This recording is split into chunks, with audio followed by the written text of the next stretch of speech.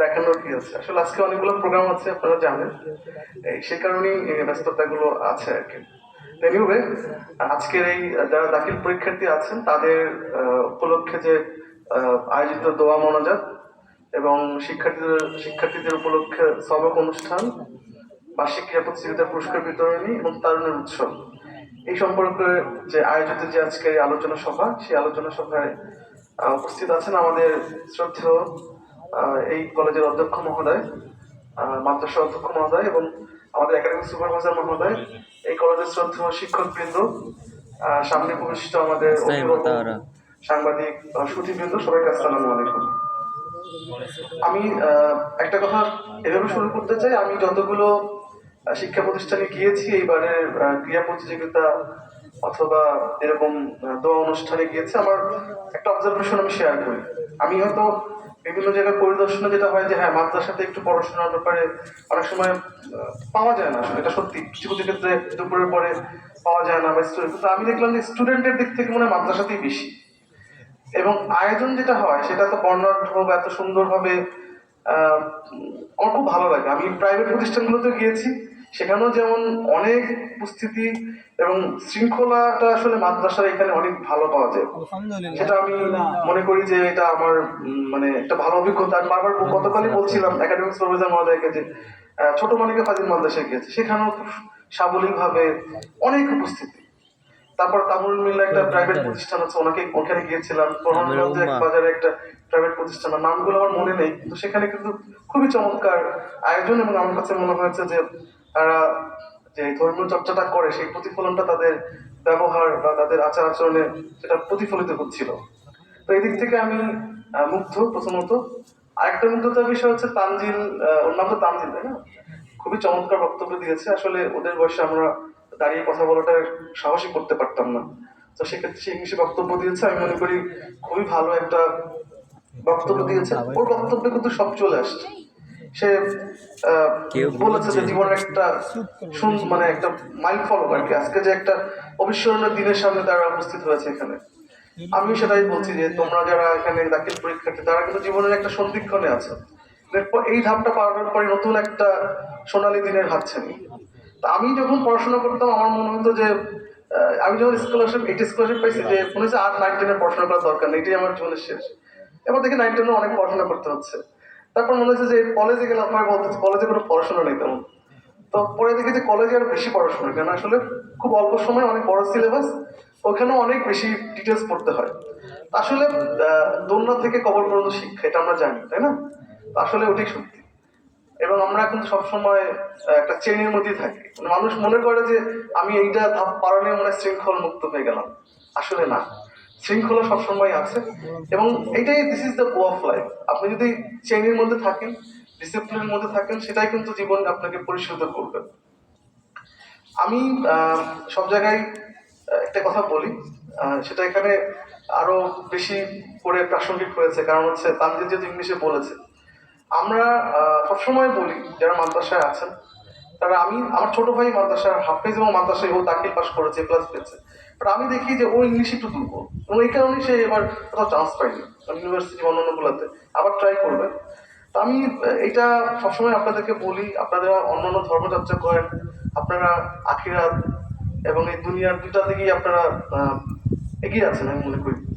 তো যদি ইংলিশটাকে একটু বেশি গুরুত্ব দেওয়া যায় মাদ্রাসাগুলোতে বা ম্যাথমেটিক্স গুলোতে, বা একটু ওরা যদি অন্যান্য, যেমন আমি কিন্তু এখন অনেকগুলা ইভেন্টেই এই কামিল মাদ্রাসা হোক বা বিভিন্ন সংগঠন কিন্তু পারফর্ম করে, তখন দেখি যে ওনারা কিন্তু বিভিন্ন ভালো ভালো পারফর্ম করতে পারছে।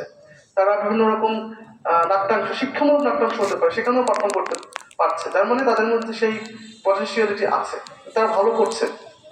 আমি বলবো আপনারা ধর্মের সাথে সংগতিপূর্ণ রেখে যে ধরনের এক্সট্রা কারিকুলার অ্যাক্টিভিটি করা যায় সেটা যদি করতে পারেন, তাহলে কিন্তু আপনার কনফিডেন্সটা একটু বুস্ট হবে। আমাদের মূল জিনিসটা হচ্ছে কনফিডেন্স। এখনকার যুগ যেটা, যে আমরা চতুর্থ শিল্প বিপ্লবের মধ্যে আছি তাই না, এখন সবকিছু আপনার এই যে আর্টিফিশিয়াল ইন্টেলিজেন্স, হ্যাঁ, তারপর টিওটি, এইগুলো কিন্তু আমাদের জানতে হবে, এই যে প্রোগ্রামিং ল্যাঙ্গুয়েজ গুলো জানতে হবে। এখন আমি মাদ্রাসায় পড়েছি, আমি এই ব্যাখ্যা দিয়ে তো মানে দুনিয়াতে আপনাকে আলাদাভাবে দিবে না, হয়তো আখিরাতে একটা ভালো বেনিফিট পাবেন, দুনিয়াতে আপনাকে সবার সাথে কমপ্লিট করতে হচ্ছে। তো আপনাকে যখন দুনিয়াবিতে তো আসলে আপনাকে তো আর্ন করেও খেতে হবে। আপনি ধর্মের সাথে যেটা সামঞ্জস্যপূর্ণ, যেটা ব্যালেন্স করা যায় সেভাবে করে করে যদি আপনারা এই যে টেকনোলজিক্যাল সাইডটাতে একটু নিজেদের নলেজটা বাড়ান, আপনার স্পিকিং অ্যাবিলিটি বাড়ান, আপনার কনফিডেন্সটা বাড়ান বিভিন্ন। আর এই কনফিডেন্স বাড়ার মূল মন্ত্র হচ্ছে স্কিল। যার যত স্কিল আছে তার কনফিডেন্স তত বেশি। আপনি দেখবেন একটা ছেলে যখন একটা ফুটবল ভালো খেলে, সে দেখবেন ক্রিকেটও ভালো খেলে। আর ক্রিকেট ভালো খেলে সে দেখবেন যে এবার ভালো কথাও বলতে পারে। দাঁড়ায় এর কারণটা কি? কারণটা হচ্ছে সে এই যে কনফিডেন্সটা বিভিন্ন মানুষের সামনে এই যে উপস্থাপিত হওয়ার, যে আমি গেলেই তো খেলতে পারি বা খেললে জিততে পারি, এই বিষয়গুলো কিন্তু কনফিডেন্সটাকে বুস্ট আপ করে। আরেকটা কথা যেটা হচ্ছে, আমি খুব ফিল করি যে আপনি যখন কম্পিটিশনে থাকবেন তখন হয়তো জিতবেন না, কিন্তু যেটা হয় আপনার মধ্যে একটা অ্যাডাপ্টেশন ক্যাপাবিলিটি বাড়বে। এই অ্যাডাপ্টেশন ক্যাপাবিলিটি আপনার জীবনের অনেক স্ট্রাগল আসবে। আপনার আমাদের জীবনটা হচ্ছে একটা বন্ধুর সময় পার করতে হয়। বন্ধুর মানে উচ্চ নিচে এরকম আছে, হ্যাঁ? কখনো ভালো, কখনো মন্দ, কখনো খুব খুব খারাপ সময় যায়। দেখা গেল খারাপ সময় খুব কন্টিনিউ করে, একসাথে অনেকগুলা বাজে ইভেন্ট ঘটে যায় জীবনে। আবার একসাথে অনেক সাকসেস থাকে। তো যখন সাকসেস থাকে তখন আমাদের উচিত যে আল্লাহর উপর ভরসা রাখা, যে আমার যে কোনো সময় বিপদ চলে আসতে পারে, ওই জন্য প্রিপারেশন রাখা।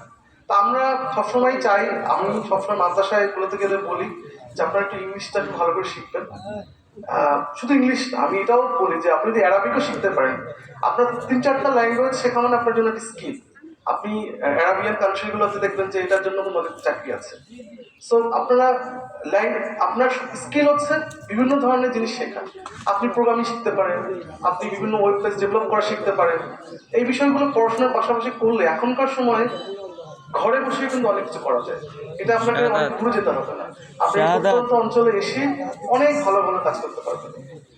তো আমি এই কথাগুলো খুবই সামান্য কথা, এটা আপনারা হয়তো অনেকে জানেন। আমি স্যারদেরকে বলবো, শ্রদ্ধেয় শিক্ষক যারা আছেন তারা একটু ওনাদেরকে পড়াশোনার পাশাপাশি টেকনোলজিক্যাল যে অ্যাডভান্সমেন্ট গুলো হচ্ছে সেগুলোর সাথে পরিচয় করে দেওয়ার জন্য, সায়েন্টিফিক বিষয়গুলো একটু নজর দেওয়ার জন্য, এবং ইংলিশ থেকে শুরু করে যদি আরবি হোক বা অন্য অন্য ফ্রেঞ্চ হতে পারে, এই ভাষাগুলো যদি তারা শেখে তাহলে কিন্তু তারা অনেক ভালো করতে পারবে। আমি বলি যে আপনাদের রেজাল্ট অ্যাভারেজ হলেও সে অনেক ভালো একটা জায়গা যেতে পারবে।